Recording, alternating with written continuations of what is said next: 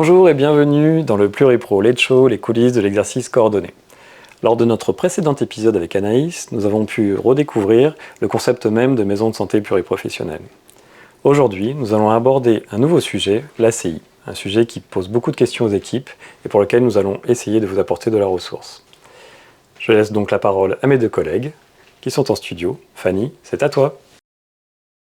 Bonjour Vincent et bonjour à tous, je suis ravie de vous retrouver pour ce second épisode du Pluripro Late Show, les coulisses de l'exercice coordonné.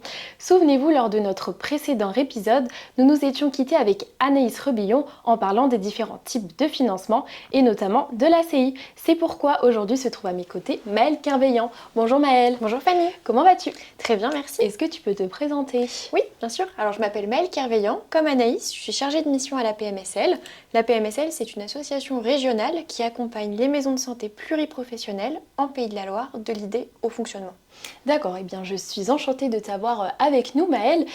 Parlons peu, parlons bien et rentrons dans le vif du sujet. Peux-tu nous dire ce que signifie ce sigle ACI et depuis quand existe-t-il? Oui, alors l'ACI, c'est l'accord conventionnel interprofessionnel. C'est le fruit d'une expérimentation qui a débuté en 2011 et qui s'est stabilisée sous la forme que l'on connaît aujourd'hui en 2017. Il faut préciser que donc, cet accord est évolutif. Il y a un premier avenant qui est venu apporter des modifications à l'accord initial avec une publication au journal officiel au mois d'août 2022. L'ACI, c'est donc un dispositif assez récent, mais alors du coup, qui le finance? Alors c'est l'assurance maladie qui verse les financements et donc qui définit et octroie les moyens financiers pour les maisons de santé pluriprofessionnelles. D'accord, donc en résumé, c'est un financement versé par la CPAM qui définit le cadre de l'accord et qui octroie les moyens de financement. Et alors, j'aimerais maintenant revenir sur notre précédent épisode avec Anaïs où nous avions abordé donc les types de financement possibles avec l'ACI et Anaïs a laissé entendre qu'il y avait plus à dire. Est-ce que du coup tu pourrais nous éclairer sur ce qu'il finance, ce fameux ACI? Oui, donc ce que je vous disais, donc l'ACI c'est un financement à destination des équipes de maisons de santé pluriprofessionnelles. Il permet de reconnaître le travail des équipes, le travail en collectif, les temps passés à l'organisation et les temps de coordination.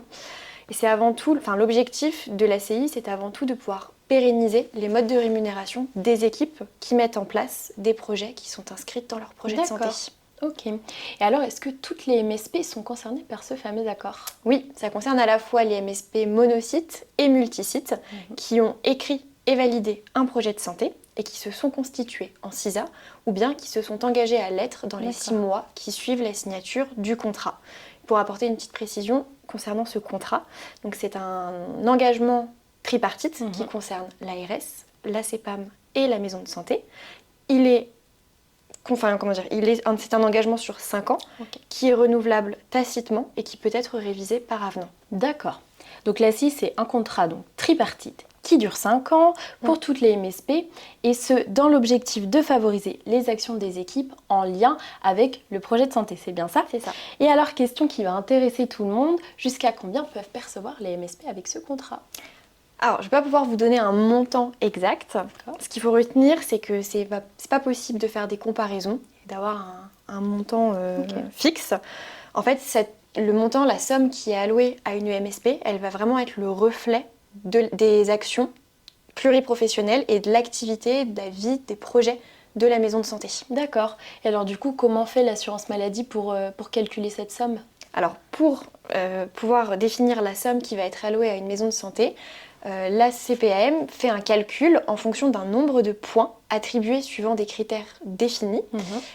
Cette rémunération, elle est basée sur un ensemble d'engagements relevant de 3 axes. On a le travail en équipe, l'accès aux soins et le système d'information partagé.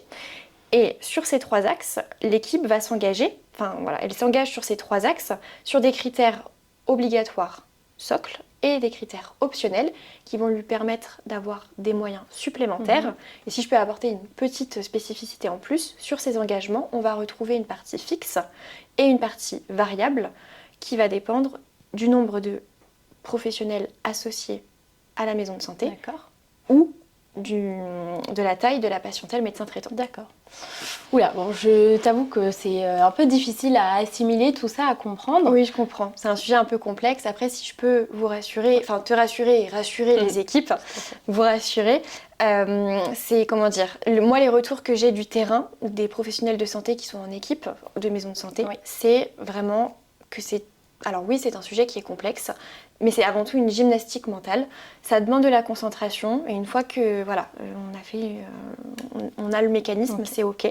Il faut bien anticiper, bien tout au long de l'année s'assurer de l'avancée des projets, de l'atteinte des engagements et de bien conserver les pièces justificatives qui sont ensuite à transmettre à la CPAM. Bon. Tu me rassures un peu, enfin pas moi, mais tu nous rassures un peu. Alors du coup, est-ce que tu peux quand même nous donner un exemple concret de calcul ? Oui, bien sûr. On peut prendre un exemple concret. Le critère obligatoire socle, qui est le système d'information partagé. Pour ce critère, on va avoir le calcul suivant. On va avoir 500 points fixes auxquels on va additionner 200 points variables dépendant du nombre de professionnels associés à la maison de santé. Donc si on prend en exemple une maison de santé avec 13 professionnels de santé, on va faire le calcul 500 plus 200 fois 13, ce qui va nous donner 3100 points. Et étant donné qu'un point est équivalent à 7 €, on aura une somme globale de 21 700 € pour le critère du CIP. Merci pour cet exemple, Maëlle. Maintenant me vient une autre question. Comment se passe le versement de l'ACI, tout simplement? Alors pour le versement, c'est plutôt simple. C'est tous les ans le même fonctionnement. Chaque année, il y a 2 versements importants à retenir qui se font directement sur le compte de la CISA et qui arrivent au plus tard le 30 du mois d'avril. Le premier versement, c'est une avance de 60% qui correspond à l'année en cours. Et le second versement, c'est un solde qui lui est calculé et perçu selon l'atteinte des critères sur l'année qui s'est écoulée. D'accord. Tu me retiens si j'ai pas bien compris. Mais alors du coup, les équipes perçoivent donc en avril un solde pour l'année N-1 et l'avance de l'année N, tout simplement. C'est ça. D'accord. Et alors du coup, comment l'équipe va-t-elle pouvoir utiliser cette somme? Alors l'équipe, elle va pouvoir utiliser cette somme comme elle le souhaite, à partir du moment où les dépenses sont en accord avec les modalités qui ont été définies en équipe dans le cadre du règlement intérieur de la MSP et en s'assurant que ces dépenses soient en lien avec les axes que j'ai cités tout à l'heure. D'accord, ok, eh bien merci. Et alors, tout à l'heure, tu parlais de pièces justificatives à conserver dans l'année. Et est-ce que ce sont ces pièces qui servent à justifier l'atteinte des critères? Et si oui, comment l'assurance maladie les vérifie-t-elle? Oui, alors, pour... toutes ces pièces justificatives, donc c'est ce qu'on appelle le bilan ACI, c'est ce qui permet à l'assurance maladie de vérifier l'atteinte des critères. Et donc pour déposer ces pièces justificatives, les équipes elles ont 2 options. La première option, c'est d'utiliser la plateforme en ligne qui s'appelle Démarche simplifiée. Ils vont pouvoir déposer directement les éléments sur cette plateforme. Et la deuxième option, si c'est encore autorisé par la CPAM, certaines CPM, ça va être de pouvoir constituer un dossier papier. Donc on a certaines équipes qui font les deux en même temps. D'accord. Et pour la procédure vraiment d'ouverture de cette plateforme, vous allez avoir, donc les équipes reçoivent tous les ans un mail pour les informer de l'ouverture de la plateforme, qui est en général au courant du mois de novembre, et elles ont ensuite jusqu'au 31 janvier pour pouvoir finaliser ce bilan. D'accord. Et si je peux rassurer là encore une fois les équipes, c'est important de préciser que donc, les professionnels de santé ne sont pas seuls dans ce travail. Évidemment. La CPAM est présente, donc elle propose à la fois donc, des outils sur le site internet de l'assurance maladie. On peut retrouver le guide des indicateurs ACI qui permet de comprendre vraiment en détail cet accord et les engagements à prendre. Et les équipes vont aussi pouvoir bénéficier d'un temps d'accompagnement une fois dans l'année, un temps privilégié avec l'interlocuteur CPAM pour faire le point d'étape sur l'avancée de leurs projets, les projets en cours et d'éventuelles difficultés. D'accord, merci Maëlle. Et alors, j'en reviens à ma question d'avant. Est-ce que tu peux nous donner des exemples d'utilisation de cette somme? Oui, bien sûr. Alors, des exemples concrets. Je peux alors voilà, prendre quelques exemples simples. Oui. Une maison de santé peut décider, dans le cadre de cette somme qui leur est allouée, de financer du matériel. Par exemple, un buste d'autopalpation dans le cadre d'une action de prévention. Elle peut décider de financer des temps de réunion RCP, type RCP, réunion de concertation pluriprofessionnelle. Et elle peut aussi utiliser cette somme dans le cadre de financement pour équiper une salle de réunion, faire l'achat d'un ordinateur portable pour le poste de coordination. Par contre, cette somme ne peut pas être utilisée pour financer l'agrandissement de la maison de santé, par exemple. Bien, merci Maëlle. Dernière question, en termes d'accompagnement, est-ce que la PMSL joue un rôle auprès des équipes ?